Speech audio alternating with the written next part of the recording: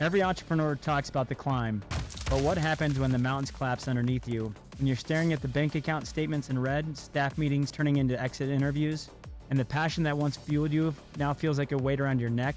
Today we're going to dive into the moments that no one posts about on LinkedIn, the rock bottoms, but more importantly, how to come back from them. All right, guys, ready?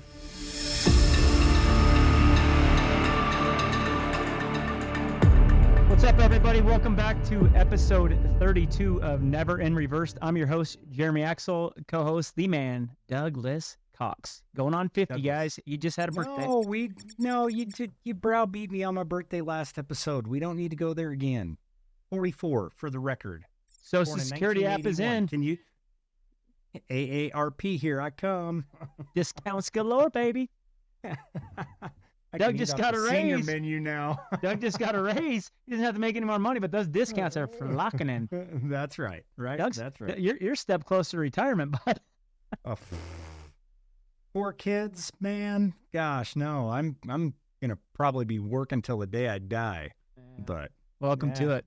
That's life. Hey, but welcome back, guys, to Never in Reversed. We're gonna dive into some interesting topics today around rebuilding after rock bottom. But Doug, how you been, man? Not bad. Hanging in there, enjoying the summer. It's kind of weird being back on the mic. The last episode I was in a minute. So rusty. I just stare at you for like an hour. Oh gosh, I have to see your face. That's in real time. Yeah, I shaved for you. No, you did. Someone's like shaving, which I need to. I haven't done that in a while, so we got a long. We got no selling, no shaving. No, but man, welcome back. We'll get into it, guys, today. This rebuilding after rock bottom, and I think it's kind of got this annotation about being negative, but I think it's as an entrepreneur looking at it from what I've gone through. I think it's important to be able to lay building blocks and break them down and understand what that looks like, and realize that it's okay to fail. Like literally. Going back, I just think that every failure of mine was another brick that got stacked wider and higher, right? So don't ever feel that even if the outside world and the feedback that you might be receiving might be a negative or perceived to you as being a negative element of what you're doing as an entrepreneur, no matter where you're at and what stage you're in. It's important to take that block or take parts of anything feedback that you're getting and use that to your advantage. Right? Don't let it break you down completely. Well, it's the old saying, finding the positivity. And you're never alone. That's the thing I can tell you. Every time you think you're alone, you'd be pleasantly surprised around everything around you that's happening. That's just the same or maybe a little bit worse. And I'll go through some of the stuff that I've learned. But we're the first part of this episode is gonna be around financial ruin, and the topic around what does rock bottom look like financially as an entrepreneur. And there's two places or several places. Sometimes entrepreneurs start from scratch, they have nothing, or they put in their own money, right? They don't have any seed money. Some go out and have great ideas and great connections. They're in the Silicon Valley and they went and raised $100 million. Some start and then raise, right? So there's these hybrid approaches depending on where you're at in your growth cycle and what's important to you and your team. So for me, no matter where you're at, the biggest stage of rock bottom is always at the first start. And I think financially, no matter what, it's the rock bottom, because, if you're putting your own money in and you're making no money, the revenue source is you have to go drive revenue. If you receive money, let's say you received $100 million investment from a venture capitalist, well, that's the worst. That's the rock bottom of a business in that sense, because now they got their thumb on you with expecting higher yields of return very fast.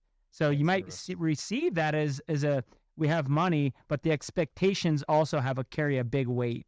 And then in a hybrid, which is probably more something that I would likely never entertain, but if I did do it, is doing what we've done is like do it, hustle the grit and then phase up. And if we had to ever get to a point where we had to make a CapEx investment that was above what we could do, we'd either go to a bank, which I'd prefer to do, or look for outside money, which is definitely not on my radar. But it's important to understand, like, every phase is different, and success is only driven by the results. It's not driven by the startup or seed money. That's not success.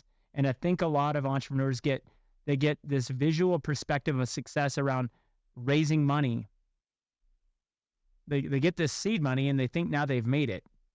And that's when the work just starts, right? Well, you sold an idea, right? You sold an idea that raised capital to help, funding to maybe accelerate or get you going. Yep. It can work in the right fashions with the right ambition, but nothing negative upon that. But, sometimes it takes, investment to, get momentum or get your idea out there. I understand that, but, it also comes with mounting pressure, because now you've got debt service, you've got things to report to, you've got, financial obligation, right? Yeah, I'll give you an example of financial ruin. You want to talk about some heat? When we started this thing, is $8,500 a piece in a dream. I was bartending, okay, at night, 16-hour days, 7 days a week. It was, I talk about what's that mirror on the last episode. That mirror, every single morning when people are sleeping until 8, the mirror was in front of me, and it was 4 o'clock in the morning. I was hitting Caribou Coffee, the first coffee shop that was open, and it was all day Ray. But we started, and then my previous employer sued us. Now you want to talk about some heat? So you got a guy that's been doing it for X. We just started. We're doing it the right way, because that's my style. It's like, don't do it the wrong way. We're gonna do it. We're gonna do it from scratch. We're gonna get the licenses. We're gonna build our own CAD models. We're gonna do it. Well, he thought we took his infrastructure, whatever he thought. Well, anyways, he came after us, hindered our ability.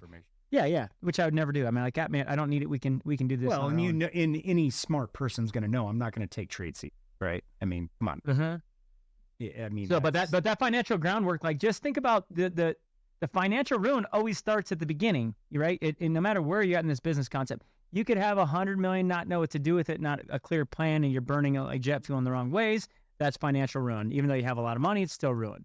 So there's got to be this, like, I think it's important, on that internal start, no matter where you're at and how you raise money or whatever you're doing to get to where you want to go, always treat it like it's your own, and make sure you honor and respect that dollar financially as if it's the last one you'll ever see. Don't treat their money like, and use mentorship and ask for help and get around successful people that have done this hard stuff, and let them show you the truth against what it looks like to be honorable around financial, business finances. Make wise decisions that are calculated. Go to the people that have done it. That's where I've made some mistakes, honestly. I'm pretty frugal in my own personal life, and I try to make wise decisions to help support the longevity of this thing. But I can tell you early on, I made some bad decisions, and an entrepreneur's worst mistake is thinking he knows it all, right? Like, I'll be honest, I met with a guy recently, and I showed him, Doug, I just kind of showed him where we're going, and he was like, oh my gosh. I'm like, man, you live in my neighborhood. I go, I'm right here, man. I go, I've been through way more struggle than you, and the worst thing he's doing is trying to do it alone. And, the breakthroughs and the breakdowns against how you can articulate that, you can learn so much from a seasoned entrepreneur that's been doing it 20. You get 20 years of knowledge. They've already made the mistakes. And that's the worst thing an entrepreneur can make, is don't sit back and think you need to make the same mistake. Get his 20 years of experience. Even if you have to pay for his time, it'll be the best investment you'll ever make, because you're getting. They faced adversity, and they know how to overcome it, right? And because as entrepreneurs, you're going to face adversity. You're going to face challenges. And, when you've got somebody that you can consult with or talk with that, can help you navigate some of those challenges, with ideas or just encouragement, right? Exactly. A lot of times we just need encouragement to keep motivation, to keep. I mean, there's times I do. I'm tired. I'm like, man, and you'll be like, hey, Axel, we got this. I'm like, and sometimes I'm like, you same vice versa. I'm like, Doug, hey, we're good. Just take a step back and sit for a minute. Prop each other up. Yep. Dude, and every phase is different. We're in a whole different phase than we were, but the struggles are different. We're in this trajectory growth phase, and are we ready for it? Like, there's so many things that come, and we're in year 10, guys. So we're in the 10th year, way more mature than the business is. I might not be, but no comment. That's beside. Yeah, let's get real. I'm HR. Still a young kid. Yeah, HR, get them in. But just understand that the financial, like, for me, it's like financial ruin is always going to happen. You're always going to be ruined financially. You're always going to make bad decisions. And the lowest part is that's the biggest and most important part of your character. So use that momentum to prove the character and all the doubters wrong. Because I get people coming at me with the next great idea, and I'm like, cool, let me look under the rug. What are you doing day to day? What are you doing to get there? Oh, you're looking for seed money. Is that it? That doesn't work for me, because the limitations of the character are going to go on forever.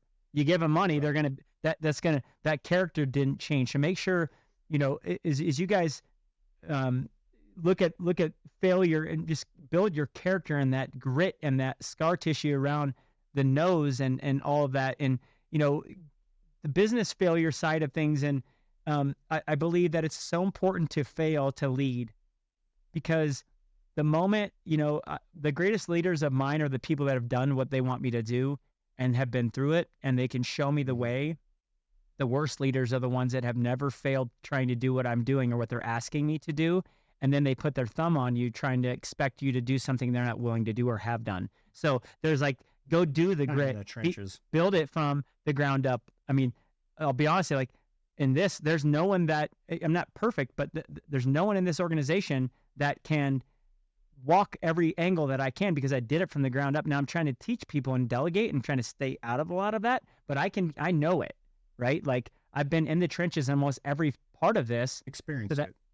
So I'm in it with them, and I will gladly dive in with them still, right? But I'm trying to delegate and allow them to take accountability and ownership and decisions, so I can support them through that, instead of me being into every single element. But I still understand it, and I know if it's getting done right, and I know I have that intimacy with the business, because I started from nothing, right? So having those, but the failure, my point to you is, now I can see the failure and I'm okay with those failures, right? I can see other people fail, and now I can have empathy for them because I've done the same thing, or I failed in a different way. So you can never have empathy for imperfection if you haven't had it yourself. If you get into a position or a role or start a business and see instant success where your failure is going to hit at a certain level and it's going to come crumbling down, but you haven't gone through that, but your revenue has made your ego feel something different, you're going to be in a disarray.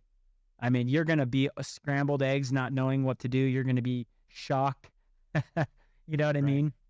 It could give you a lot of, but on your end, Doug, what do you think in failure and just reimagine yourself upon that, on a sales end, right? Just think about it. I see you fail here all the time. That's okay. Well, no, and that's part of life, unfortunately, and it's, but again, it's where you roll your sleeves up and you learn from it. It's okay, this tells me I need to sharpen my tools, right? Mm-hmm. Maybe my approach is wrong. Maybe my dialogue's wrong. Maybe my demeanor's wrong.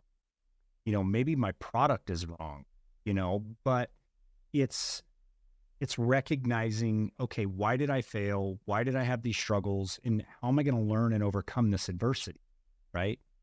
But again, I mean, and sometimes you just got to rewind the tape and live in the moment and go, okay, well, I made a mistake here. How am I going to learn from it? Who can I consult with and maybe coach me through this challenge that I don't know how to navigate? And that's okay, but that's being real. I'll tell you something that has happened here continuously, and it's kind of funny. And this is on the sales. If you're maybe you're not an entrepreneur, but you're going in sales, and take both. There's people every time we've expanded here. There's one common trait of a salesperson is to chase everything, and you were guilty of this, and you didn't listen, and you wanted to go through these elements, and you thought you knew it all. And I'm like, dude, I've already been there.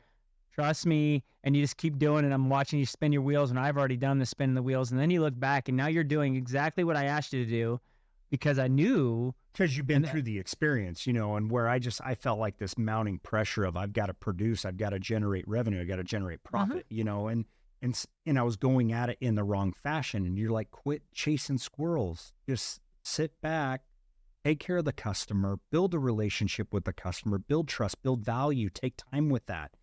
And, I had to revert back to a lot of sales training that I went through, and I went, what I do? I got to rewind the tape. I got to slow down.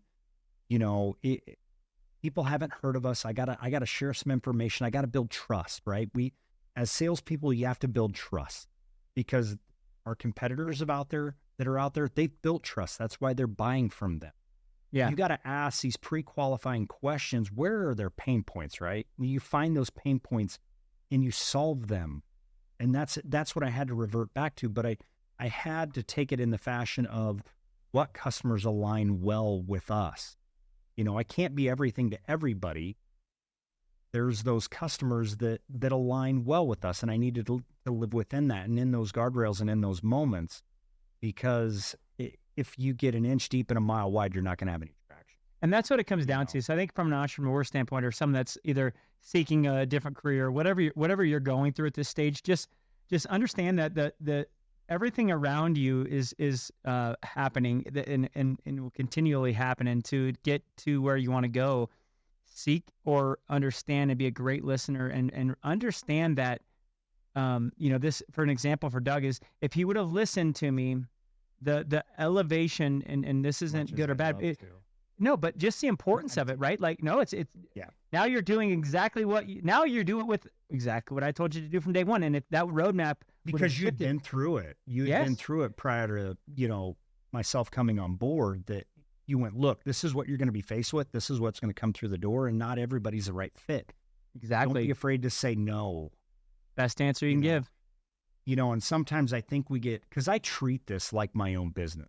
At the end of the day, I'm here to produce. I'm here to produce, profit, revenue, and an income. I've got mouths to feed. I got a roof to put over and clothes to put on my kids' back.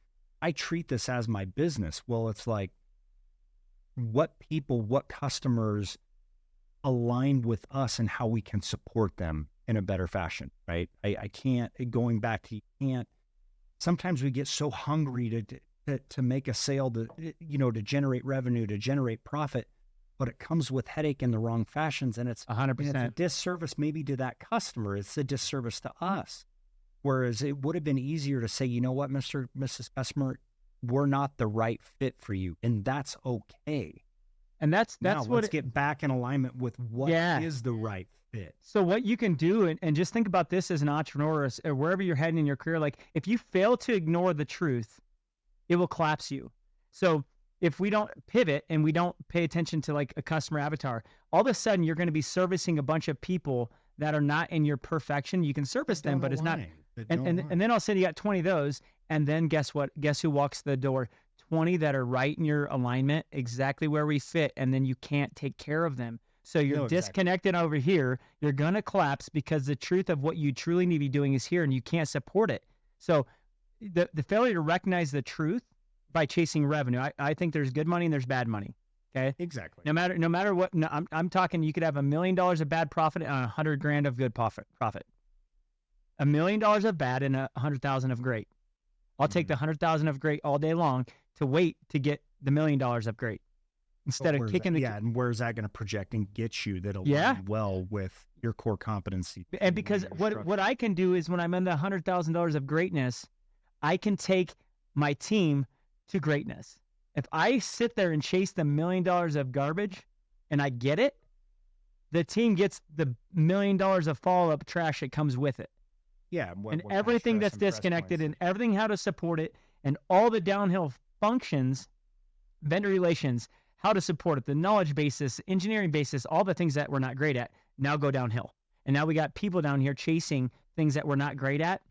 And the cost of that $1 million is 3 times X of that, where we can be great and keep defining greatness and building upon that.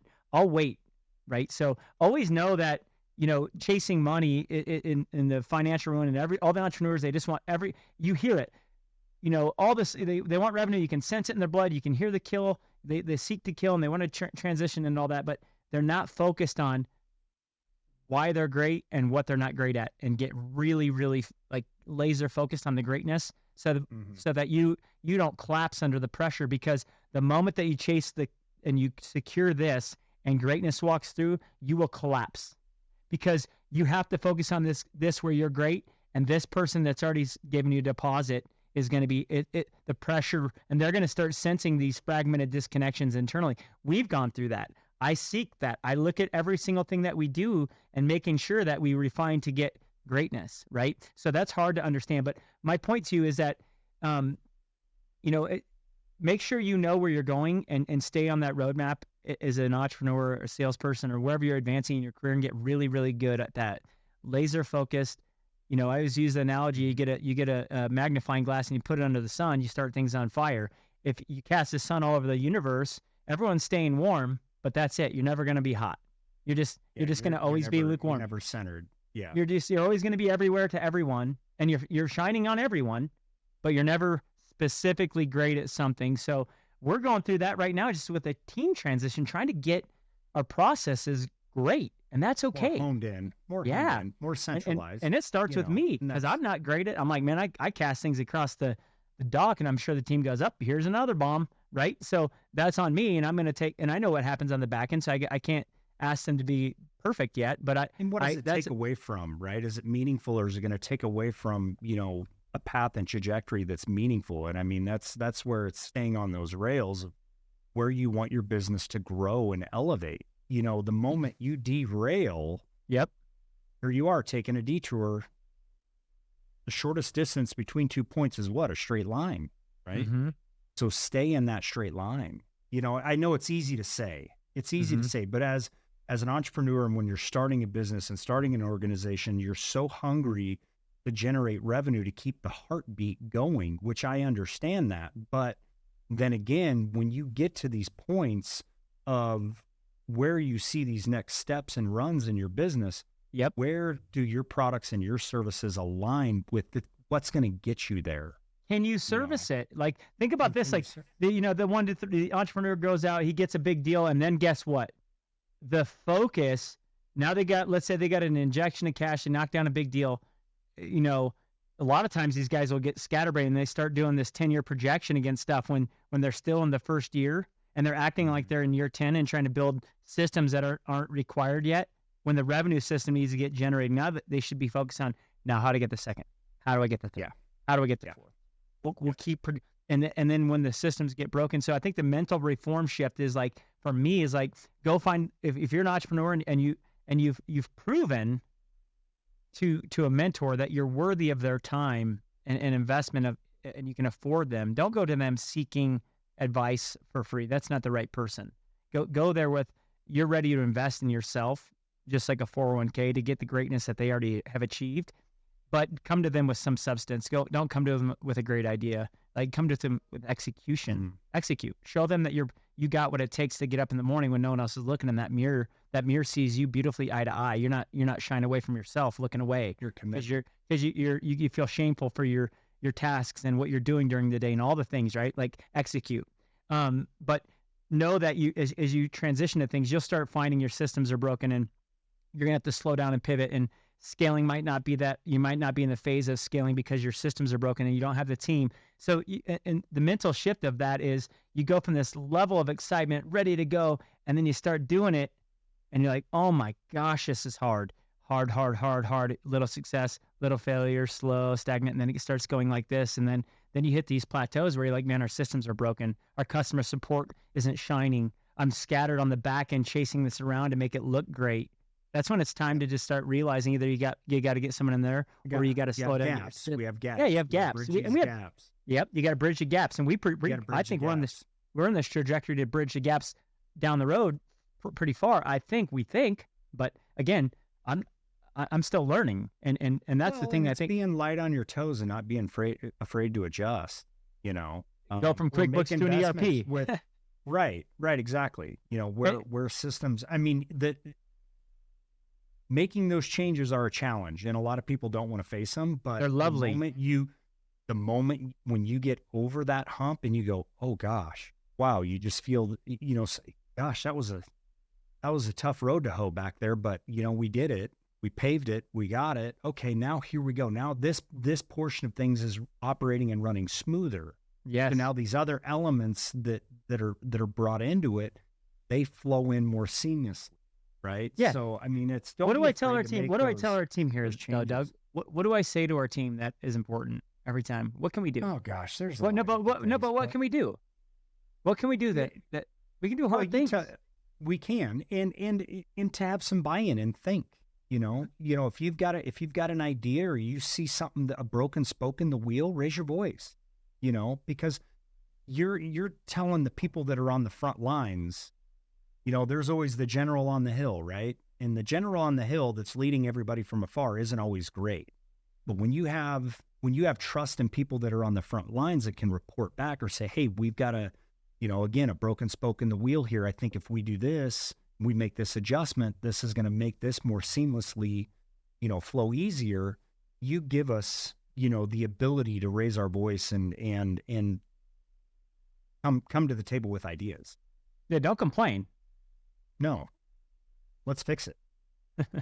Yeah, that's not going to move the needle. And it's, I think that's the thing. But there's a layer of trust that's been built and established. And I mean, when you look at, everybody in this organization, we're very fortunate, knock on wood. We've got some very talented individuals that can pick up the torch and run with it. Yeah, I've been a part of organizations where you have people in the seat and they just sit there and go through the motion. Oh, man, you can't do that here. And guess what? That's a roadblock.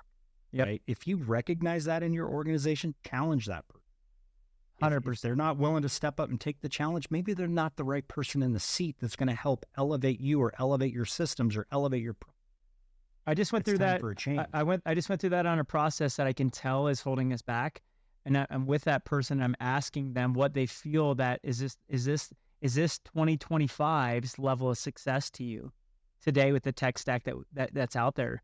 And I wanted to see what I'm not worried about a right or wrong answer. I'm worried about the approach, right? Like I want to understand what the thinking is. What's their thoughts, to see if it's, well, this is how I've always done it. That doesn't, do you get a new car? Have you got a new car lately? Yeah, I got one 2 years ago. Why? I always ask that. Why? Well, because it got better AC. It's got a better stereo, all these things. Oh, cool. So, but in 5 years, tell me about the advancement of your process, just like your new car. And if they can't do it, I'm going, you have a fragmented disconnect of the reality of comfort. Yeah. You want comfort and luxury over here, but you're not willing to drive the ship to get to that on this side. They got to be in alignment. Otherwise, your internal systems are disconnected of what you should be pushing yourself towards. So keep your eye in advancement, not too far.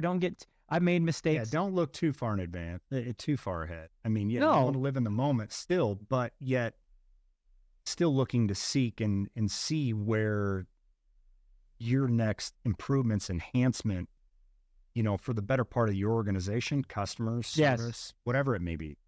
So as we exit this, guys, just think about as an entrepreneur or wherever you're at in your career, whatever you're trying to do to advance, just, I think the rock bottom is the best place to start. I think you learn so much about grit in yourself at the bottom of everything you could possibly do. So the mirror teaches you, right? Like if you're seeing success, your ego gets in the way and you'll never be able to sit alone in the moment to figure out the relationship between failure and yourself and where you've caused maybe your relational things, or you did something that was to a coworker, or you got let go, or you made a decision with a customer. I've done that. I've done it plenty of times. That I probably haven't rubbed every customer right, but I'm doing it. Here, we have one recently, Doug, that I had to lean into for a process to support our team structure that customer did not like. And we lost over $500,000 deal because of it. But guess what? I'm okay with that. I'm okay with that. And I think the important part is I think as entrepreneurs and people that are,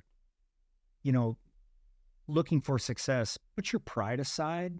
Yep. Put your pride aside. Sometimes if there's failure, don't be afraid to admit it. And if you need help, go and seek help with the individuals you think that are going to elevate you. There's a ton of successful people out there. And I mean, look at your own network of, friends, colleagues, family, people that have been through it. And don't be afraid to share your failures and say, hey, peek under my hood here. Tell me what's wrong. Oh, yeah.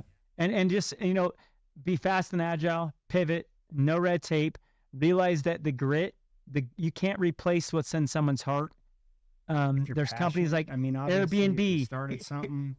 Airbnb, Disney, and here's the best one. James Dyson, the Dyson vacuum. He had over 5,000 failures. 5,000. Where people kept telling him no, that he's crazy. And now he's the 4th richest person in Europe. 5,000 failures. Imagine being told, I don't even think I've been told no 5,000 times. But imagine the grit and the mirror. Every time he did that, it's like an Aaron Rodgers. Oh, you don't think I'll play college football? Oh, you don't think I'll be an NFL Hall of Famer? Oh, you don't think I'm the best in the NFL? Challenge me. Challenge me. Tell me that. Aaron Rodgers is a prime example individually what the mirror looks like, because he was told no by, he got recruited to Cal strictly because of Garrett Cross, the tight end. They came to see Garrett Cross and saw that. And I think Jeff, Tedford was the head coach. Yeah. Tedford saw him and said, that's the best quarterback I've ever seen. They got him. And then guess what? Green Bay doubted him. Or not Green Bay, but the NFL. They doubted him. They took Alex Smith first. And Alex Smith first and went to KC. Rodgers was like 20-person. Guess what? Put a chip on my shoulder. Be the best I can be. The grit. Alex Smith actually went to 49. Oh, yeah. And then he went to KC. Sorry. Yep. So, but yeah. But no, I mean, it's that mindset. It's that mindset that, nobody's going to beat, Exactly. And keep that. And successful people surround themselves with successful. They always do. And you put your pride aside. If there's a failure there, don't be afraid to admit it. Exactly. Let somebody help you through it. We all go through it. So thank you guys for joining us on this episode 32 of Never in Reverse. Again, I'm your host, Jeremy Axel, co-host The Man, Doug Cox.